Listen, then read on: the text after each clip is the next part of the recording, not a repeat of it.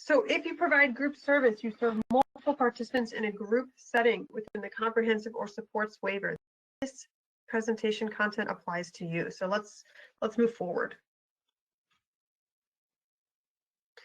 Now for group service, the goal is to be able to clock in for more than one participant at a time, because you serve more than one participant at a time.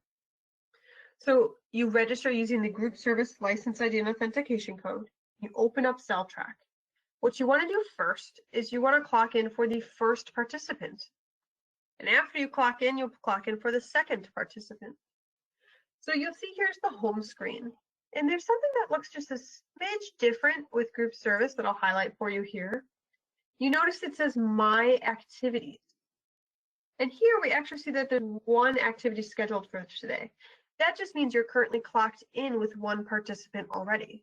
So you can click here on View All, and then you'll be able to clock in using this clock in button for the second participant. But if you're not clocked in for a participant already, you can simply tap Clock In to be able to clock in. So you can tap Clock In here. If it's individual, you will choose individual and do all the same instructions we mentioned earlier. In this case, it's group service. We're working with 2 or more participants at a time. So we're going to choose this service type to advance to the next screen. So here we are with Mary. I'm going to tap the Start to clock the first participant. Okay. So notice here, we can enter our tasks at any time, at the beginning of the shift, during, or at the end. I see the start time, and I see this pause button here in the top right corner. Let's talk about that.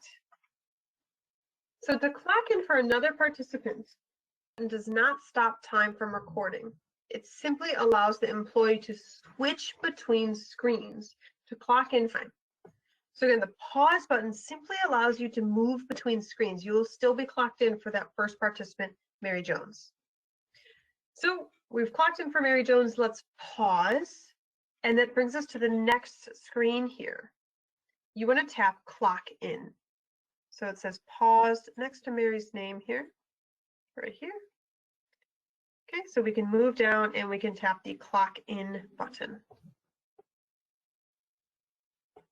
All right, so we're going to follow the same instructions as before. So we're going to clock in for the second participant that we're serving. So group service. So started our shift for the second participant. So we're clocked in for marks now. I can enter at the time of clock out, but I do need to select tasks before I'm able to clock out. So if I want to view both participants or clock in for a third person, I'm going to tap pause again. And here I can see both Mark and Mary are present, and I can tap clock in for a third if I need. Okay, so we know how to clock in for multiple participants. How do we now, Mark's name, I tap on Finish or Resume. If I have not done so already, I do need to enter my tasks. It'll turn green. So I select the tasks that were provided. In the bottom right corner, I'm going to tap the arrow to keep that selection. And now see next to Wyoming, I've got a green check mark because I've selected my tasks.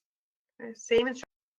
Then I get that one in and out accordingly. So to switch between a participant, what you need to do is tap on that and then tap on Finish or Resume, right?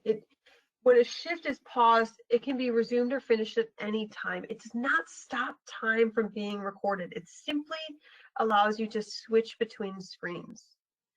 Okay, so to switch between screens, switch between participants, you tap on their name, then you can edit tasks. Or of course, you can clock in for a third participant as needed.